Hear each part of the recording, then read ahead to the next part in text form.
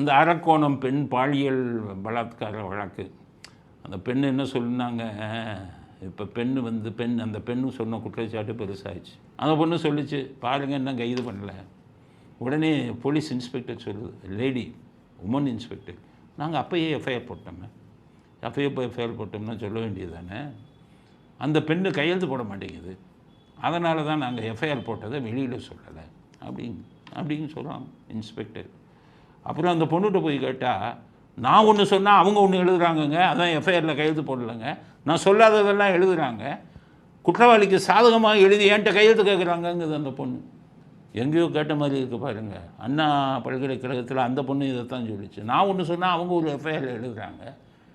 ஹைகோர்ட்டே சொன்னாங்க, இது என்ன குற்றவாளிக்கு சாதகமாக எழுதியிருக்கீங்க எஃப்ஐஆர், பார்த்துக்கிட்டிங்களா?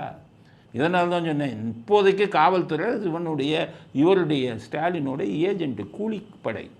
அங்கே என்ன சொல்கிறாங்களோ அதான், பாவிங்களா பாதிக்கப்பட்ட பொண்ணு சொல்கிறத மாற்றி வேறு ஒரு இதை எழுதி குற்றவாளியை காப்பாற்ற நினைக்கும் புரோக்கர் வேலையை செய்து கொண்டிருக்கிறீங்களாங்கிறது தான் காவல்துறைக்கு நான் கேட்குற கேள்வி. வெக்கமா இல்லையா அவங்களுக்கு?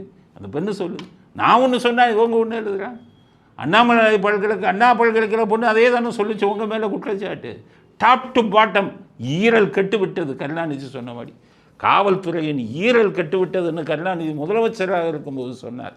இப்போ டாப் டு பாட்டம் தலைமை பதவியில் ஆரம்பித்து கீழே வரை கெட்டு போச்சு. ஏன்னா பெரிய பதவியில் இருக்கிறவங்களும் இந்த வேலை தானே செய்யலைங்க, காப்பாற்றி விட்றீங்க.